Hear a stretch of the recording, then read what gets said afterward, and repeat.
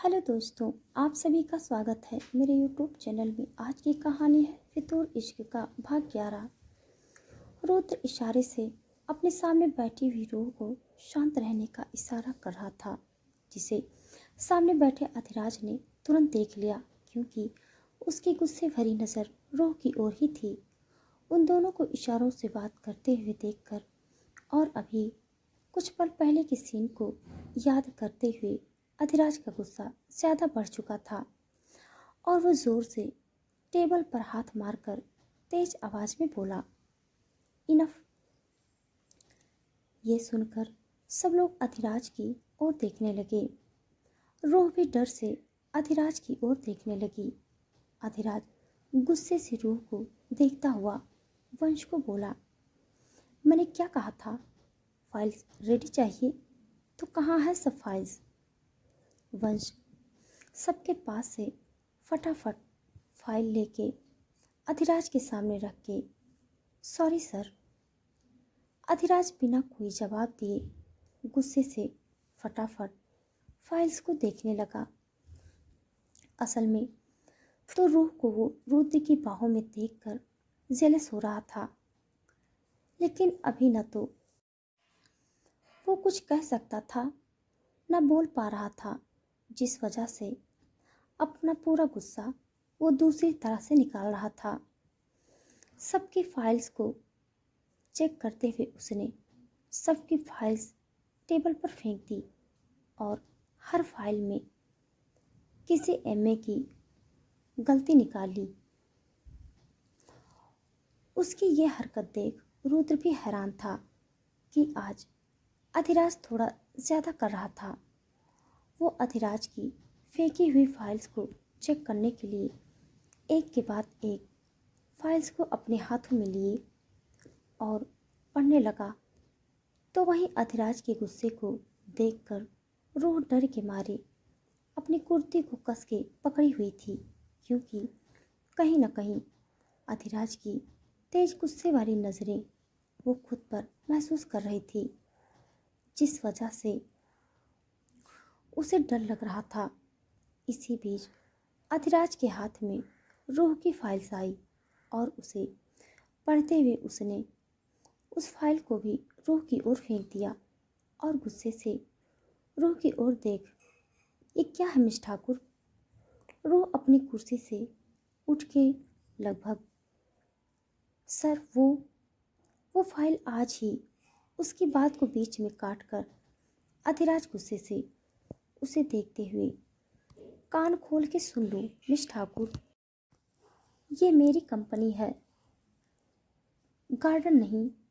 जो मन किया काम किया और जब मन किया आराम कर लिया। सैलरी जो देते हैं वो काम के लिए देते हैं, फालतू की गपशप करने के लिए नहीं। ये फाइल्स में क्या है, कितनी सारी भूल है, आप इतनी लापरवाह कैसे हो सकती हो? जानती भी हो तुम्हारी गलती से कितना बड़ा लॉस हो सकता है मेरी कंपनी को। मैंने सोचा तुम जिम्मेदार हो, समझदार हो अपने काम के प्रति, लेकिन नहीं, तुम भी बाकी लड़कियों की तरह ही हो, जिसे लोगों से बातें करने में ज़्यादा इंटरेस्ट है। ये सब सुनकर रोने जैसी होती हुई, सर मेरी बात तो, आज आप जब तक ये फाइल रेडी नहीं हो जाती तब तक कहीं नहीं जाएंगी और ये मेरा ऑर्डर है। Now get out everyone. इतना बोलकर अधिराज रूह को गुस्से से देख अपनी कुर्सी पर बैठ गया। सब लोग अपने बॉस के बिगड़े मिजाज को देखकर तुरंत भागे। रूह भी भागी उन्हीं के साथ, आंखों की नमी छुपाती हुई।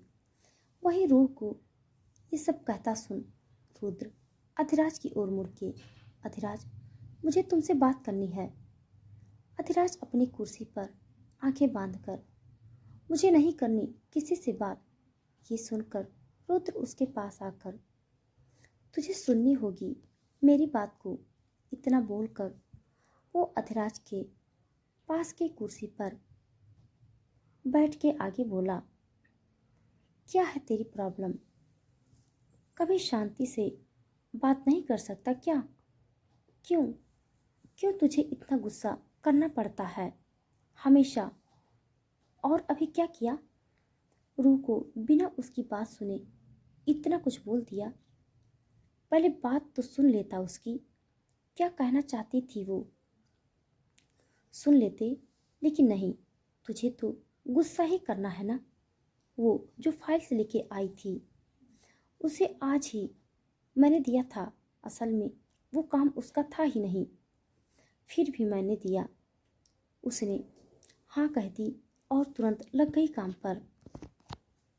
और तूने तुरंत सबको बुला लिया, जिस वजह से वो भागी भागी आ गई। जबकि तू भी अच्छे से जानता है कि कल वो तेरे साथ ही थी, तो कल का काम तेरी वजह से पेंडिंग है। और तू जो उसे इतना सब कुछ सुना दिया। एक बार सुन तो लेती उसकी बात। इतना बोलकर वो रुका तो रुद्र की बात सुनकर अधिराज का दिल दर्द से तड़प उठा। ये बात तो उसने सोची ही नहीं कि कल रोह उसके साथ ही थी। फिर भी कल का काम उसने आज सुबह आकर ख़त्म कर दिया था। बस बाकी रह गया तो वो काम जो रुद्र ने दिया था। वो बस रूह को रुद्र की बाहों में देखकर सब भूल गया और गुस्से गुस्से में उसने रूह को इतना कुछ कह डाला। अधिराज आंखें खोल के रुद्र को देखा। रुद्र आगे बोला, वो दूसरी लड़कियों जैसी नहीं है अधिराज, तो उसे दूसरी लड़कियों की तरह ट्रीट मत कर और अपने इस गुस्से को ज़रा कंट्रोल में रखा कर। इतना बोलकर रुद्र नाराजगी से अधिराज को देख के बाहर चला गया। लेकिन अधिराज का दिल तड़प उठा। ये सब सुन के वो अपनी कुर्सी से उठ के बालों में हाथ फिराता हुआ इधर उधर चलता हुआ खुद से बड़बड़ाने लगा। क्या ज़रूरत थी इतना गुस्सा होने की? सही तो कह रहा है रुद्र, उसने तो सब काम कंप्लीट कर दिया। फिर भी क्यों उसे देख मुझे गुस्सा आ रहा था, जबकि मैं खुद उसे सुबह से देखना चाहता था। फिर क्यों क्यों उस पर गुस्सा हो गया? खुद से सोचते हुए उसके पैर अनायास ही रूह की ओर बढ़े चले गए। प्यार का दर्द अधिराज को शुरू हो चुका था, तो वही रूह तेज कदमों से नज़र नीचे रखती हुई अपनी डेस्क पर आई और उधर फाइल्स रख के तुरंत रेस्ट एरिया की ओर बढ़ गई, जिधर इस वक्त कोई नहीं था। वहां जाकर उसकी आंखों से तेज आंसू बहने लगे और वो सोफे पर बैठे धम से रोने लगी, क्योंकि आज पहली बार इतने सारे लोगों के सामने उसे किसी की डांट पड़ी थी। उन्होंने मेरी बात भी नहीं सुनी, बस इतने सारे लोगों के सामने मुझे डांटने लगे। मैंने अपना काम तो कंप्लीट कर दिया ना, फिर क्यों क्यों मुझे इतना गुस्सा हुए? वो बहुत बुरे हैं, बहुत बुरे हैं। मुझे नहीं करना काम उनके साथ, नहीं करनी ये जॉब मुझे। खुद से मन में बोलती हुई वो अपने आंसू को साफ करके मुंह धोए और फिर मुंह साफ करके बालों को ठीक करके बाहर की ओर आने के लिए मुड़ी तो उसके सामने रुद्र खड़ा था। उसे देखकर रूह की आंखों से फिर से आंसू निकलने को हुए। रुद्र उसकी ओर देखता हुआ, मिस ठाकुर, आप अधिराज के डांट का बुरा मत मानना। उसे थोड़ी गलतफहमी हो गई थी, वो थोड़ा टेंशन में है इस वक्त, इसीलिए आप पर गुस्सा। अरे अरे, आप रो क्यों रही हैं? रुद्र को देख के रूह का रोना फिर शुरू हो गया और वो धीरे धीरे सिसकती हुई अपने आंसुओं को साफ करती हुई बाहर की ओर जाने लगी। ये देखकर रुद्र उसके सामने आकर खड़ा होकर रूह को कंधे से पकड़ के शांत आवाज में, रूह। रुद्र रूह के नम चेहरे को देखकर अधिराज पर एक बार फिर गुस्सा हो उठा था। वो रूह को सोफे पर बिठा के, चुप हो जाओ, रो नहीं। उसकी तो आदत है गुस्सा करने की, लेकिन मैं तो काम कंप्लीट कर दी। फिर भी उन्होंने हमें इतने सारे लोगों के सामने सामने डांटा। मेरी बात तक नहीं सुनी उन्होंने।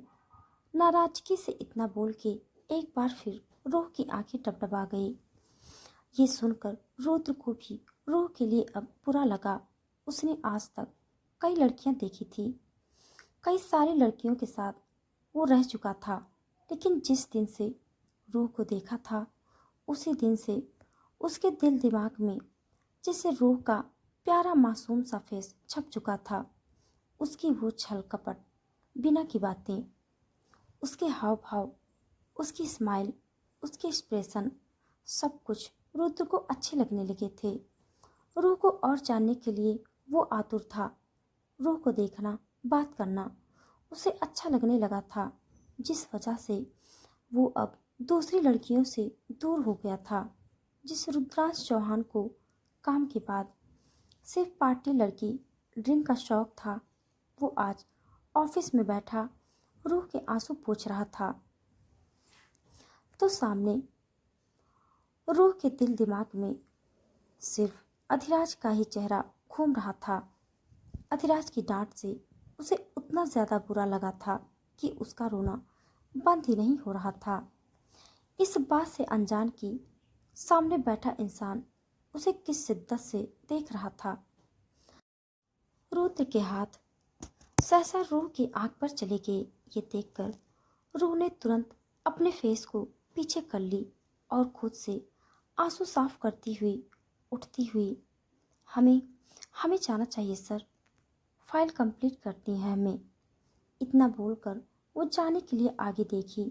वहीं रुद्र अपनी आंखें झपकाता हुआ अपने उठे हुए हाथ को रूह के आंसू पोंछने के लिए उठे थे, उसको नीचे किया और धड़कते दिल के साथ उठा और रूह की ओर पलटकर बोला, रूह मेरी बात तो सुनो। और उसकी आगे की बात भी वहीं रह गई। रूह भी वहीं जम सी गई, क्योंकि सामने अधिराज खड़ा था। रूह को एक बार फिर रुद्र के साथ देख के अधिराज के फेस पर एक बार फिर से गुस्सा छाने लगा था।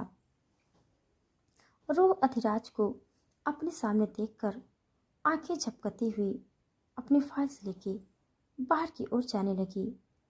अधिराज का मन तो बहुत था कि उसे कुछ कहे, लेकिन तुरंत उसे याद आया रुद्र की कही हुई बातें, जिसे याद करते ही उसने खुद को शांत किया और रूह को चुप सा देखता रहा। रूह उसे नजर चुराती हुई फाइल लेकर बाहर की ओर निकल गई, सहमी हुई। वहीं अधिराज ने उसे ना कुछ कहा ना कुछ पूछा। रुद्र अधिराज को देखकर रूह के जाने के बाद ऑफिस के पास आकर, अधिराज जानते हो वो तुम्हारी इस हरकत से वो कितना हर्ट हुई है, वो कितना रो रही थी। तो उसे बिना मतलब के अधिराज उसकी बात काटता हुआ बीच में बोल पड़ा, मुझे कुछ सुनना नहीं, और तुम्हें अभी जाना होगा, हमारे रत्नागिरी वाली कंपनी में कुछ प्रॉब्लम हुई है। ये सुनकर रुद्र लंबी सांस लिया और फिर बोला, ठीक है मैं जाता हूँ, लेकिन उसे कुछ मत कहना अधिराज, वो दूसरी लड़कियों में से बिल्कुल भी नहीं है, और सबसे खास बात उसकी कोई गलती थी ही नहीं। तू खामखा उस पर गुस्सा हुआ और इतना कुछ सुना दिया उसे, तो उसे मत कह। अधिराज की मुट्ठियां कसती जा रही थी। बार बार रुद्र के मुंह से रूह के बारे में सुन सुनकर वो गुस्से से रुद्र की बात को काट के, रुद्रांश तू अपने काम से काम रखो, लड़कियों के बारे में मुझे ज्ञान देने की जरूरत नहीं है तुम्हें, अंडरस्टैंड। रुद्र उसे जवाब देता हुआ, लेकिन अधिराज तुम उसे, Rudransh Chauhan shut up and go back to your work. Rudra Adhiraj को गुस्सा होता हुआ देख आगे कुछ नहीं बोला और तुरंत अधिराज को घूर के नाराजगी से चला गया। जाते हुए उसने अपनी पूरी नज़र ऑफिस में घुमाई, लेकिन रूह उसे कहीं नहीं दिखी। आखिर मन मार कर वो चला गया। इधर अधिराज वहीं खड़ा वॉल पर लगी पेंटिंग को एकटक देखता हुआ रुद्र के बिहेवियर के बारे में सोचता हुआ, मिस ठाकुर की इतनी फिक्र, वो भी तुम्हें? क्यों रुद्रांश, कहीं तुम्हारा ये चंचल दिल, फेंक दिल मिस ठाकुर पर तो नहीं आ गया? दूसरी लड़कियों की तरह तू रूह को हट करने का कोई हक नहीं तुझे, और ना मैं ऐसा होने दूंगा। मैं जानता हूँ तेरी फितरत, तू कुछ दिन तक उसके आगे पीछे घूमेगा, लेकिन मैं ऐसा नहीं होने दूंगा, और रूह के साथ मैं ऐसा कुछ भी नहीं होने दूंगा। कुछ देर और सोचकर वो मुड़ा और अपने केबिन में आया। दोपहर से शाम हो चुकी थी। इस बीच सब एम्प्लॉय धीरे धीरे करके अपना काम खत्म करके जाने लगे, तो अधिराज अपने केबिन में बैठा अपना काम खत्म कर रहा था। वही रूह जिसे रुद्र ने जो काम दिया था, उसके सारे पुराने फाइल्स को ढूंढ ढूंढ करके बाहर निकाली और उसे क्लियर करने में लगी हुई थी। शाम के 8 बज चुके थे। इस बीच अधिराज ने 2-3 बार बाहर नजर करी, लेकिन रूह उसे अपने डेस्क पर नजर नहीं आई। ये देखकर अब उसका दिल भी उसे देखने के लिए बेचैन होने लगा था। एक तो वो वैसे भी कब से उसे बात करना चाहता था, लेकिन वो है कि कहीं दिख ही नहीं रही थी। अधिराज को कंपनी का काम भी इस वक्त ज़्यादा था। ऊपर से रुद्र को रूह लिए इतना पॉजिटिव देख के उसके दिल का चैन वैसे भी खत्म हो चुका था। उसे अपने काम में भी फोकस नहीं हो रहा था, इस वजह से जिससे वो इरिटेट होता जा रहा था बढ़ते पल के साथ। इसी उदयबुन में 9 बज चुके थे। रूह सब पेपर्स को फोल्ड करके पेन को बैग में रखी और एक लंबी सांस ली। अब उसके फेस पर राहत थी। सब पेपर्स को ठीक करके वो उस देखते हुए बोली, कर ही दिया आखिर मैंने। फिर आंखों को छोटी करके गुस्से से बोली, अब पटकती हूँ इसे मिस्टर सिंघानिया के सामने। बहुत बोल रहे थे ना मुझे, अब देखती हूँ अब क्या सुनाते हैं वो आप मुझे, अड़ियल सड्डू कहीं के। इतना बोलकर वो उठी और सब पेपर्स को फाइल में डालकर अधिराज के केबिन की ओर आने लगी। ऑफिस फ्लोर पर आई तो देखा कि उस वक्त 9 बज चुके थे। ये देख के वो तेज कदम बढ़ाती हुई सब और देखने लगी। इक्का दिक्का लोग ही थे अब ऑफिस में।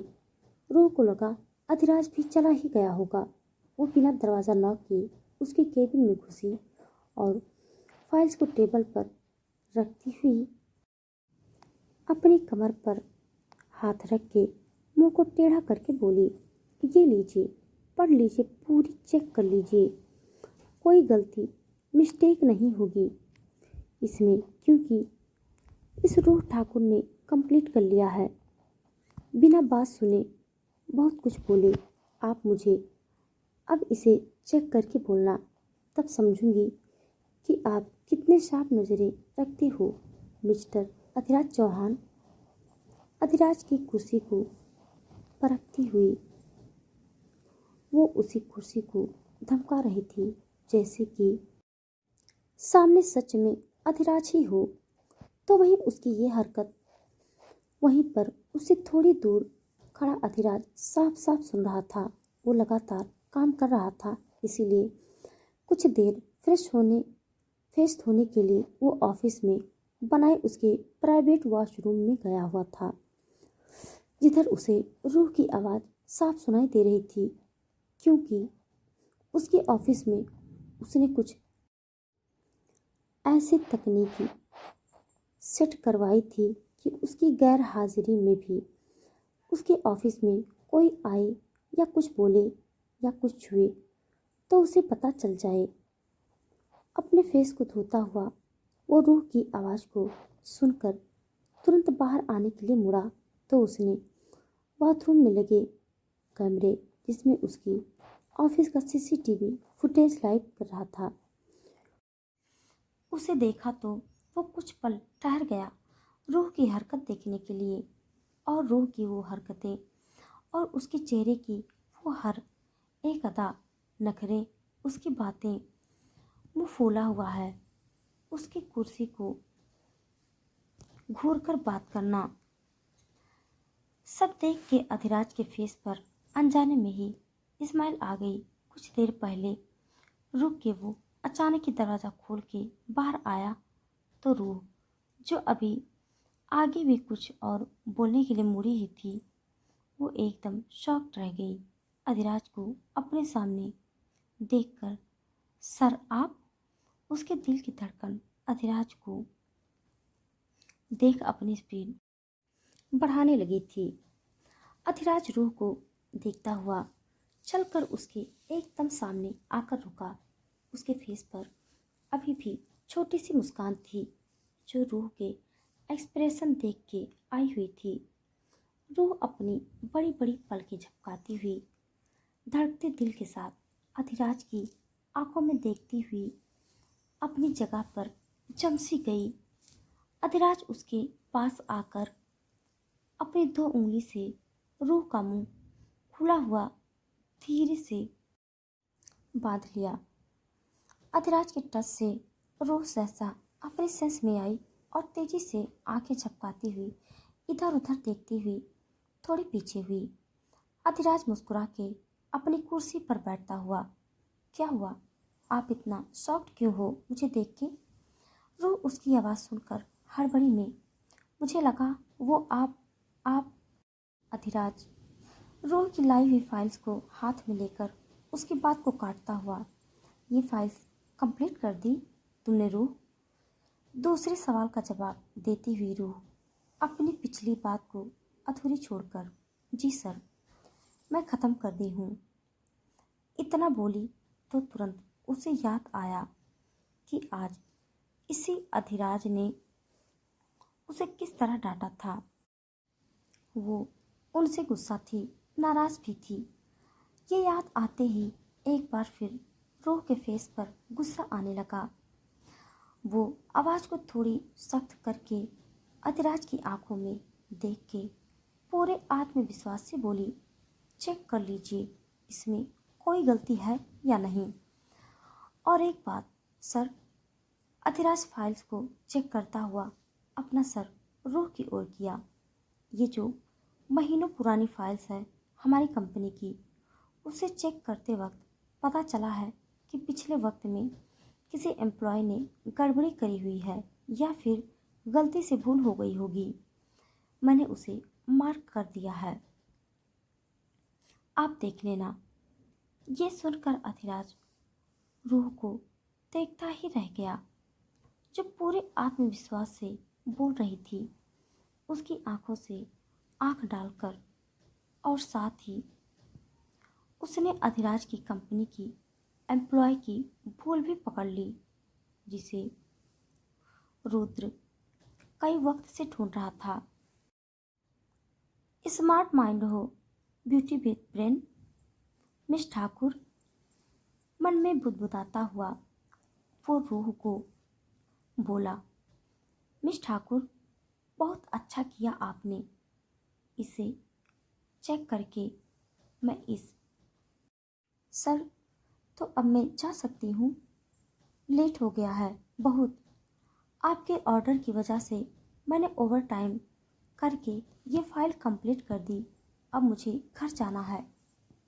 अधिराज को नाराजगी से देखती हुई वो शांत स्वर में बोली। अधिराज उसकी नाराजगी भांप कर उठता हुआ उसके सामने आकर नर्म आवाज में, मुझे तुमसे बात करनी थी। सुबह जो सर, मुझे लेट हो रहा है, क्या मैं जाऊं? रोह अधिराज की बात को अनसुना करके फिर से वही बात बोली, जिसे सुनकर अब अधिराज को रूह पर गुस्सा आ रहा था, क्योंकि ये लड़की उसकी बात सुन ही नहीं रही थी। वो तेज आवाज में बोला, मिस ठाकुर, मैं आपसे कुछ कहना चाहता हूँ। आज सुबह सर, मैं नहीं सुनना। अधिराज उसकी बाह को पकड़ के उस टेबल की ओर किया और उसकी आंखों में देखता हुआ थोड़े गुस्से से बोला, मिस ठाकुर, आपको मेरी बात सुननी ही होगी। रोह बिना कुछ जवाब दिए अधिराज की आंखों में टुकुर टुकुर देखती हुई कसमसा रही थी। उसका दिल तेजी से धड़क रहा था अधिराज की करीबी से, लेकिन कुछ तो था जो उसे अंदर से अलग तरह की एहसास दे रहा था। वो न अधिराज को रोक रही थी और ना ही उससे दूर जाने के लिए कोशिश कर रही थी। अधिराज का दिल भी रूह को इतने करीब देखकर फास्ट भाग रहा था, लेकिन इस वक्त उसके दिमाग पर गुस्सा हावी था क्योंकि रूह उसकी बात नहीं सुन रही थी तो अधिराज को नागवार था। अधिराज रूह की बाह को पकड़ के आगे बोला, शुभा, जो हुआ उसके लिए शर्मिंदा हूँ। मेरा इरादा तुम्हें हर्ट करने का या रुलाने का नहीं था और न सबके सामने तुम्हें डांटने का। मैं बस उस वक्त किसी और वजह से फ्रस्ट्रेट था और उसका गुस्सा तुम पर निकाल दिया। इसके लिए मैं तुमसे सॉरी। तो इतने सारे लोगों में मैं ही दिखी आपको और कोई नहीं दिखा? इतने सारे लोगों के सामने आपने मुझे इस तरह से डांटा जैसे कि मैंने कोई बहुत बड़ी भूल कर दी हो, जबकि आप जानते हो कल मैं देर तक आपके साथ पार्टी में थी और फिर भी मैंने सुबह जल्दी आकर कल का काम ख़त्म भी कर दिया, लेकिन आपको सिर्फ वही दिखा जो अधूरा था। लीजिए, मैं वो भी कर दी जो मेरा काम नहीं था। अब तो आप सेटिस्फाई हो ना? इतना बोलकर रूह नम आंखों से अधिराज की आंखों में देखी। अधिराज को उसकी बात सुन बहुत बुरा लगा रूह के लिए, साथ ही खुद पर भी गुस्सा आया। अपनी जेलसी की वजह से वो बिना वजह के रूह को हर्ट कर दिया था, जबकि रूह को तो अंदाजा भी नहीं था आखिर अधिराज को गुस्सा क्यों आ रहा था। अधिराज के दिल में दर्द होने लगा। रूह की धीमी धीमी आवाज़ सुनकर और आखिर आज वो काम किया जो आज से पहले कभी नहीं किया था, जिसका अंदाज़ा रूह को भी नहीं था। अधिराज खुद को शांत करता हुआ अपने हाथ को रूह के फेस के करीब ले आया। रूह एकटक अधिराज को देखती रही नम आंखों से। उसके आंसू निकलने को हुए थे जिसे रूह ने जबरदस्ती रोका हुआ था।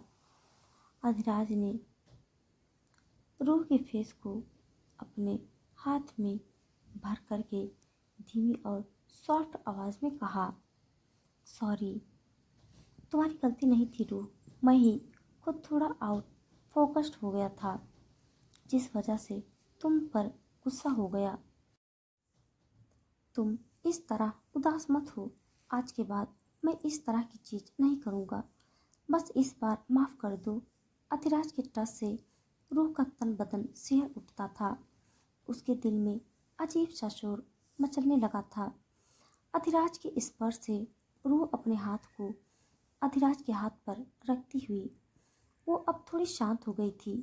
दिल ही दिल में वो खुश हुई कि अधिराज को उसकी गलती का एहसास तो हुआ और जिस तरह से वो रूह को पैम्पर कर रहा था वो रूह को अच्छा भी लग रहा था। आज से पहले वो किसी लड़के के करीब नहीं गई थी, ना किसी को अपने करीब आने दिया था। अधिराज को खुद से दूर रखने में वो असफल ही रही थी हर बार। साथ ही उसका दिल भी उसे ये नहीं करने दे रहा था। अधिराज की करीबी उसे कहीं न कहीं अच्छी लग रही थी। उसकी आंखों से आंसू की एक बूंद फिर भी बाहर आ ही गई थी। अधिराज के हाथ को अपने फेस से नीचे करके वो अपनी नज़रें इधर उधर करती हुई, मुझे मुझे जाना चाहिए, इतना बोलकर वो धड़कते दिल के साथ बाहर की ओर भागी। अधिराज वहीं खड़ा अपनी फीलिंग्स को महसूस करता हुआ दरवाजे की ओर पलटा, रूह को टच करके और उसके लिए खुद को इतना शांत करके। उसे भी मन में आश्चर्य हुआ कि इस लड़की के लिए वो इतना क्यों कर रहा है।